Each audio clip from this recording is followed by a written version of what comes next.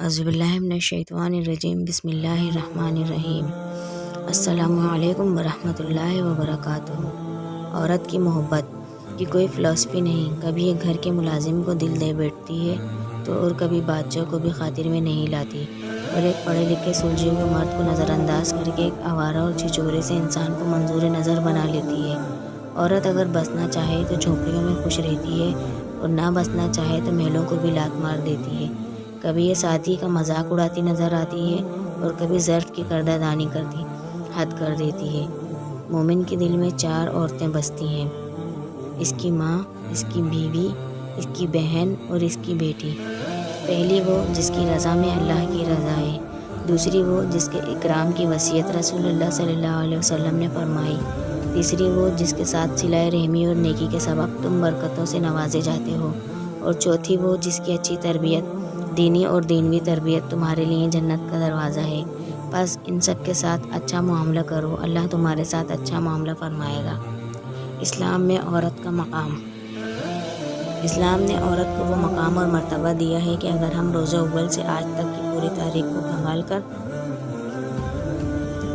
اس کی مثال تلاش کرنا چاہیں تو خائب و خاسر اور ناکام ہی رہ جائیں گے۔ اسلام نے جب اس کو بیٹی کا مقام عطا کیا تو اس کو وجود کو باعث خیر و برکت قرار دے دیا۔ اس کی بحسن خوبی تربیت کرنے والے والدین اور سرپرستوں کے لیے اس کو جہنم سے بچنے کا ذریعہ بنا دیا اور جنت نعیم کی بشارت اور خوشخبری دی۔ یہی نہیں بلکہ اسے بوقت دخول جنت کائنات کی سب سے عظیم شخصیت نبی رحمت صلی اللہ علیہ تعالی وسلم کی رفاقت کی بشارت بھی دی۔ چنانچہ نبی محترم صلی اللہ علیہ وآلہ وسلم نے فرمایا، جس نے کسی کی 2 لڑکیوں کی پرورش کی تو میں اور وہ دونوں جنت میں اس طرح داخل ہوں گے جیسے میری یہ دونوں انگلیاں ہیں۔ یہ کہتے ہوئے آپ صلی اللہ علیہ وسلم نے اپنی 2 انگلیاں ملا کر ان کی طرف اشارہ کیا، اور جب اس کو بیوی کا مقام حاصل ہوا تو اس کے شوہر کو اس کے ساتھ اچھی طرح بود و باش رکھنے اور بھلائی کرنے کی تلقین و تاکید کی۔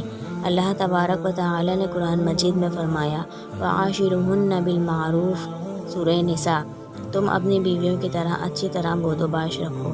اب جو شخص اپنی بیوی بچوں کے ساتھ اچھا سلوک کرے اور ان کے نزدیک بہتر ہو تو ایسے شخص کو اللہ تعالیٰ نے رسول اللہ صلی اللہ علیہ وسلم نے تمام لوگوں سے بہتر بتلایا، جیسا کہ آپ نے فرمایا، خیرکم خیرکم لا اہل وانا خیرکم لا اہلی۔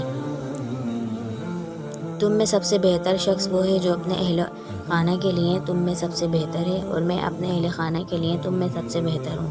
جب اسی خاتون کو ماں کا پاکیزہ اور قابل احترام مقام ملا تو اس کے زیر پا جنت کو بچھا دیا اور جہاد جیسی عظیم عبادت پر بھی اس کی خدمت کو مقدم رکھا۔ جیسا کہ حضرت معاویہ رضی اللہ تعالیٰ عنہ سے روایت ہے کہ ایک مرتبہ ان کے ابو نے خدمت رسالت میں حاضر ہو کر غزوہ میں شرکت کے لیے مشورہ طلب کیا تو آپ صلی اللہ علیہ وسلم نے عرض کیا کہ تمہاری ماں زندہ ہے؟ کہا ہاں۔ جواب دیا تم انہی کی خدمت کو لازم پکڑو اور جنت ان کے قدموں تلے ہے۔ اسلام نے اولاد کو دخول جنت کے لیے ماں کی اطاعت و فرما برداری کو لازم و ضروری قرار دے کر اس کے عقوق و نافرمانی کو حرام بتلایا۔ نبی کریم صلی اللہ علیہ وسلم نے فرمایا، اللہ نے تم پر ماؤں کی نافرمانی حرام کر دی۔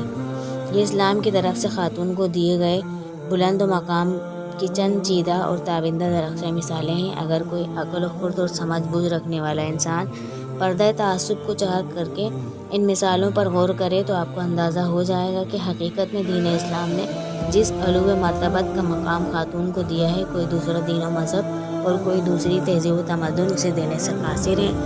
تو ویورز، ہمارے لیے یہ لازم و ملزم ہے کہ آپ اپنی ماں، بہن اور بیٹیوں کی اچھی پرورش کریں، ان کے ساتھ اچھے سے پیش آئیں تاکہ اللہ تعالیٰ ہمارے ساتھ آسانی کا معاملہ فرمائے۔ ویورز، اگر آپ کو میری ویڈیوز پسند آ رہی ہیں تو پلیز لائک کیجیے، شیئر کیجیے اور سبسکرائب کیجیے، اور میرے چینل کو لازمی سبسکرائب کر لیجیے۔ جزاک اللہ خیرا کثیرا۔